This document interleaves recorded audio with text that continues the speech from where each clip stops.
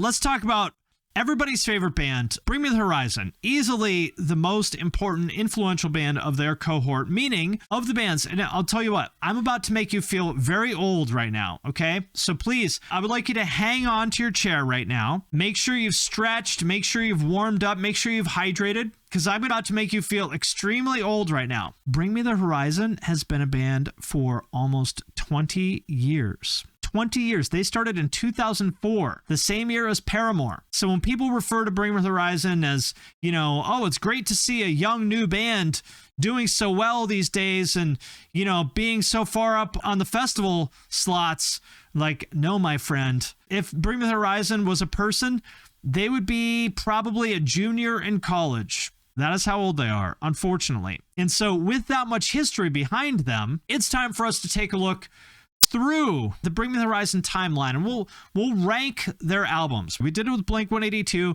We did it with Pantera. I feel like there's another band I did it for, but I don't remember who. Today, we're going to do it with Bring Me the Horizon, and I will rank them in order from worst to best. Again, this is just my personal opinion, but you know how this is. My job is to give you my personal opinion. Your job is to tell me why my personal opinion is absolutely wrong and trash, because it does not precisely align with your personal opinion. So that's how this works here. And really quickly, I also wanted to mention my Patreon. If you like what I do on YouTube and everywhere else, joining my Patreon really helps me do this full time and worry less about videos getting demonetized by YouTube or copyright claimed by labels. Patrons get all my podcasts and main channel videos early. There are members only channels in my Discord that I'm super active in. I also do giveaways. For example, I've been giving away a lot of Emo's Not Dead merch, and you can also have me review your music, artwork, or anything else. All you need to do is join my Patreon at the $10 level, and then every month I do a call for submissions. If you want me to review something, just drop it in the comments of that post, and then I will review it live on Twitch.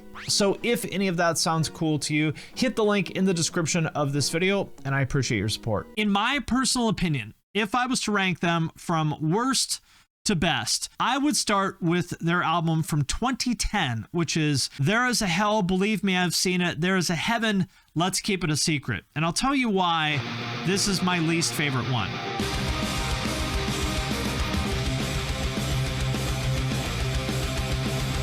Man, Ollie was skinny back then. This intro is so long. So I should start by saying that Bring Me the Horizon at their worst is still very good.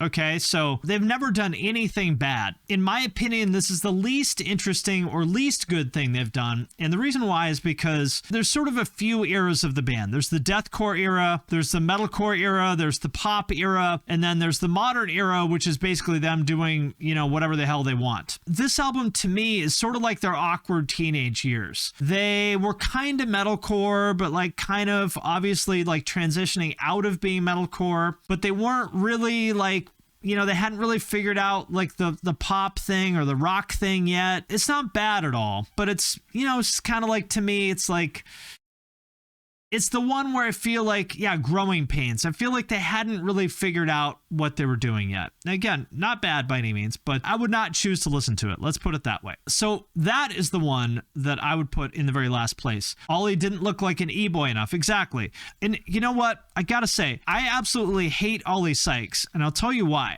Because he's better looking than me.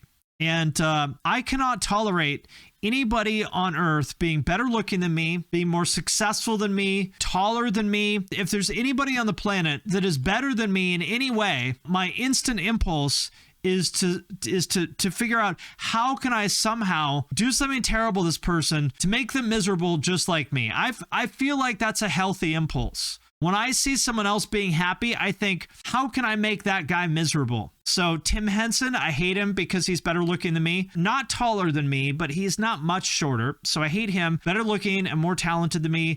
Hate Ollie Sykes because he's better looking and more successful than me. I could go down the list, but you know, then we'd be here all night. The point is, to me, this is their least interesting album. Oh, God damn it. Bad news. He's 6'1". Damn it. You had to really rub it in. He's taller than me too. Fuck. Their next album in the list, which I would say, for me, the second worst would be That's the Spirit from 2015. I, 「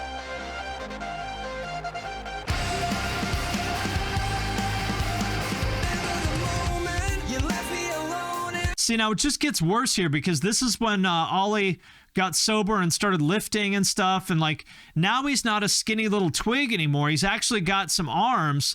I'm like, God damn it, Ollie, you couldn't even stay skinny. You have to have bigger arms than me too. Come on. And beautiful flowing wavy hair. Not cool, man. Not cool. I think this album is definitely very good. This is sort of the beginning of pop era Bring Me the Horizon, I would say. And it's definitely good. But for me, it's still, I mean, you guys know me. I'm a purist, right? Like, I want things to be all the way in one direction or the other. So if you want to be heavy, I want it to be just like the most disgusting, brutal, like over the top shit possible. If you want to go pop, I want it to be just like straight up sugary, you know, fucking Ariana Grande in sync kind of thing. And so to me, this album is a little bit in the middle. It's just sort of like, I would call it rock. Not bad by any means. It's still like very good because again, Bring Me the Horizon at their worst is still like a very good band.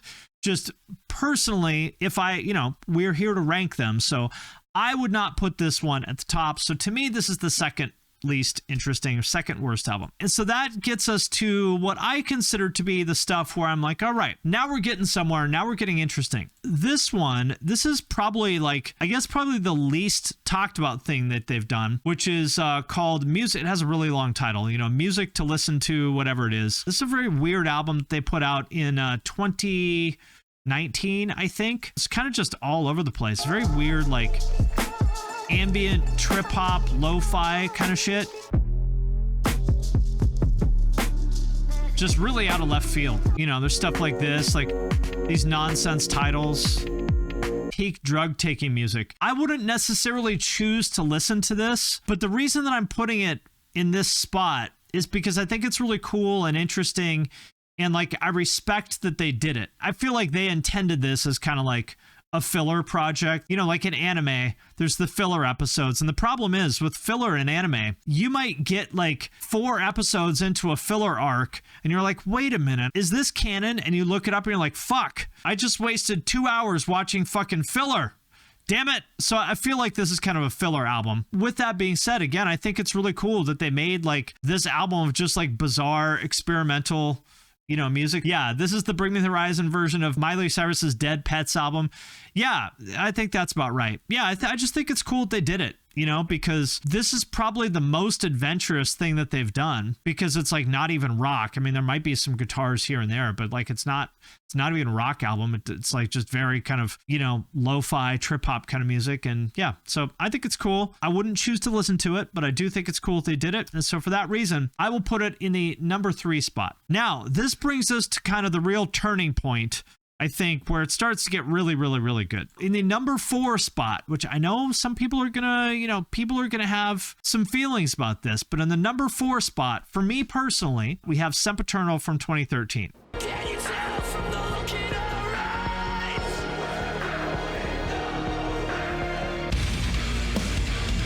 What a riff.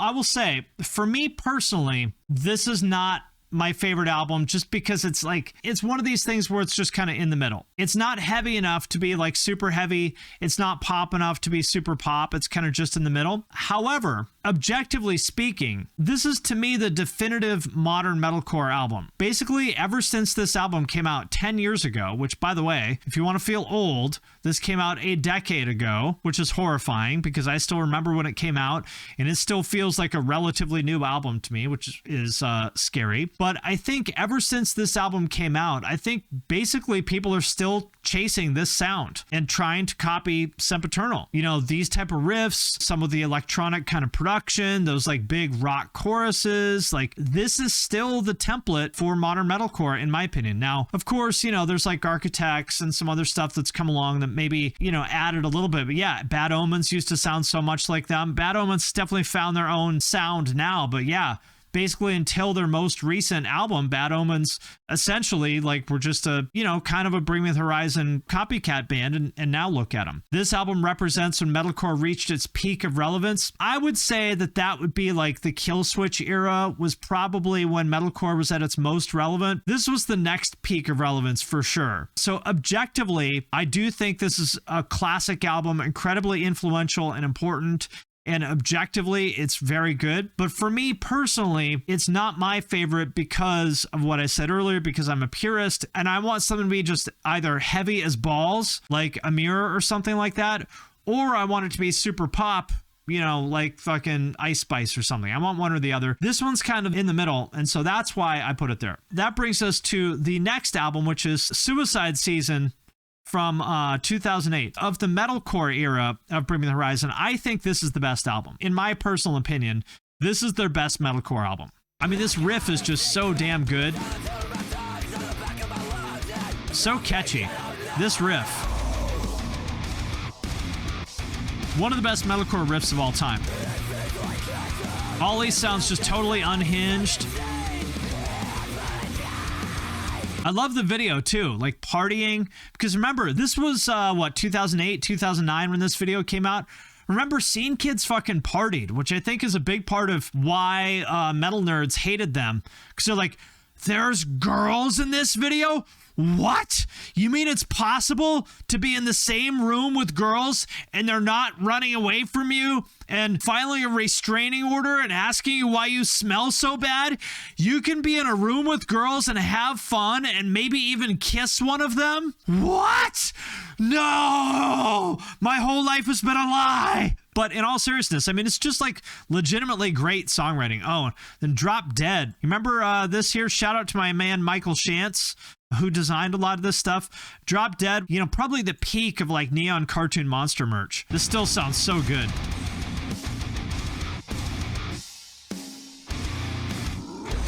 That's true. This album was shocking at the time too, because it was a step away from deathcore. That's right. You know, Bring Me the Horizon have always been 1 or 2 or 3 steps ahead of the scene. This was when deathcore was still like fairly early, you know, 2008. I think, you know, The Cleansing, I'm not even sure if The Cleansing was out yet. Maybe it was. But if it was, it wasn't by much. I mean, deathcore was still like pretty new and they had already moved on from it. Another thing that's worth noting is that they've always been pushing the boundaries of production. Like for this one, they went to Fredrik Nordstrom and Henrik Oud to produce it, who had done a lot of stuff like In Flames and, you know, that sort of thing. They were like 2 of the most definitive Swedish metal producers. You know, no other metalcore or deathcore bands were kind of, you know, thinking in that direction. And so to go to those guys, I think really just shows a lot about how forward thinking they were. Yeah, Chelsea Grin had their EP out again. Yeah, but I mean, that's what I'm saying. The Cleansing and Chelsea Grin were like very, very, very early. So that's how forward thinking they were. When they made this album, they said they wanted to make something super catchy, yet super heavy. Safe to say this succeeded for sure. So yeah, it's very good, but I don't think it is the best. That brings me to my top 3. And in the number 3 position, we have from, when is this, 2020? The Posthuman Survival Horror album, EP, whatever it is, in 2020. Their return to being heavy. Parasite Eve is a video game, yes. Cool video. I got a fever, don't breathe on me. I'm a believer in nobody. So you remember when this came out, everyone for years have been begging them to be heavy again, right? Like, oh, you know, Bring Me the Horizon sucks now. They went pop. When are they ever going to put out another metalcore album? And it really seemed like they weren't going to do that, because Bring Me the Horizon has always been a band that's sort of like, I don't think they like deliberately subvert fan expectations, but they definitely don't feel compelled to give the fans what they want. But with this album, they actually did. And it was great. Really, really, really, really, really good. Super catchy. It's like pop metalcore.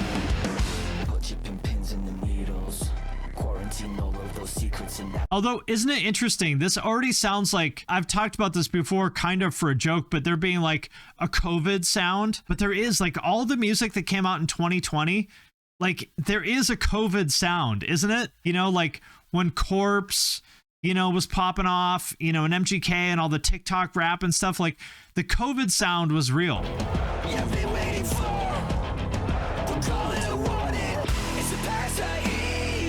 Really catchy. I feel like they almost went back to like Suicide Season, but you know, they're so much better at songwriting and production and stuff now than they were back then when they were still basically just kids. And so I feel like this is almost like a better version of Suicide Season.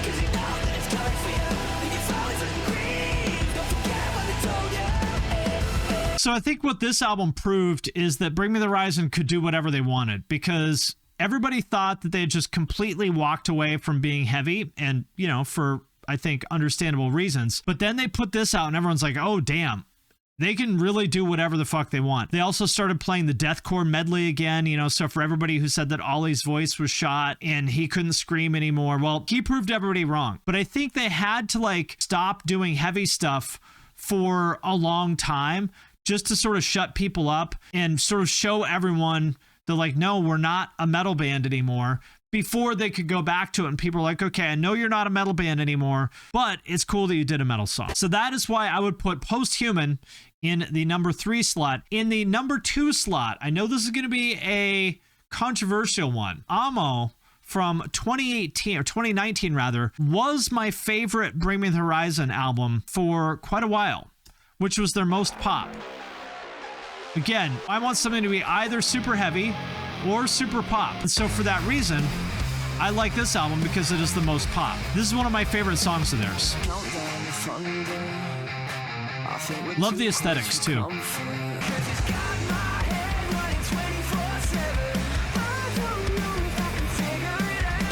I really like all the visuals around this album too. They're like very like bright and saturated and pop. Feels very like of the moment, but also sort of doing their own thing as well. Yeah, Maroon 5 but metal. That's exactly right. That's exactly right. And so I think with this, they proved that they can do pop. And, you know, obviously there's heavy guitars and stuff like that in a lot of the songs, so it's still not like pop, but they proved that they could do something that was like just like very, very, very clearly different from their old stuff. So that brings me to the number 2 slot, which I will say is Count Your Blessings from 2006.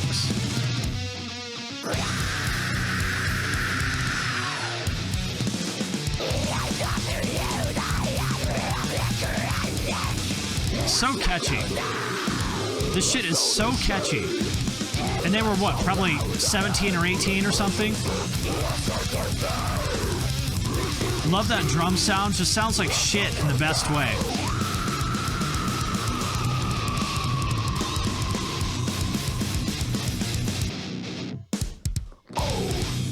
I love this. It's like super raw, sounds like absolute shit, but in the best way. It's like, it really is a great deathcore song. And remember, this is 2006. This is like extremely early for deathcore. Like, I don't even know if deathcore had a name in 2006. This is before Chelsea Grin, before Suicide Silence. Like, this is early as shit. And it's just the songwriting here is incredible. Obviously, the production is garbage, but I actually like it. I think it sounds good. You know, I like MySpace deathcore because of that rawness. I think this might be the second best MySpace deathcore release. Number 1, obviously, is The Cleansing by Suicide Silence. They're the goats of deathcore. I will die on that hill, but I think this might be the number 2. That's true. This was also different from Job for a Cowboy, which everyone else was trying to copy in 2006. That's true. That's true. Lee has said in interviews that his amp was broken when recording this. Yeah, that's what he told me. And I think it sounds cool. So in the number 1 slot, I feel like this is going to be controversial. I feel like people are going to come after me with torches and pitchforks for this one. But the number 1 spot for me, I haven't heard this yet, so maybe I'll be wrong, but the upcoming album, Posthuman Next Gen, which is not out yet. Maybe it'll be out by the time you watch this. I don't know. But I think their new stuff is their best. I really do. I feel like it's everything they've done all kind of wrapped up in one.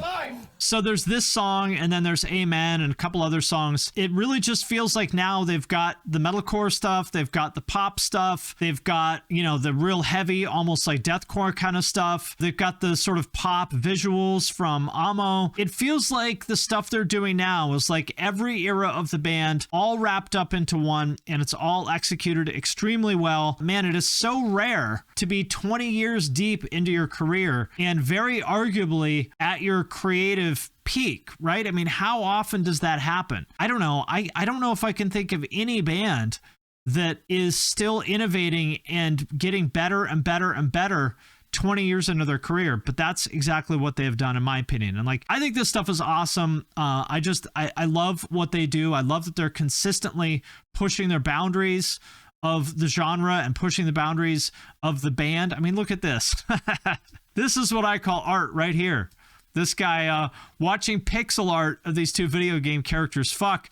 This is why Bring the Horizon is the greatest band of their generation, and this is why I believe this is their defining work. So there it is, people. That is my Bring the Horizon ranking from worst to best. Feel free to go in the comments and tell me why everything I think is wrong and all my opinions are bad and terrible because they don't precisely match yours. That's what we're here to do. So have at it. You can be in a room with girls and have fun and maybe even kiss one of them? What?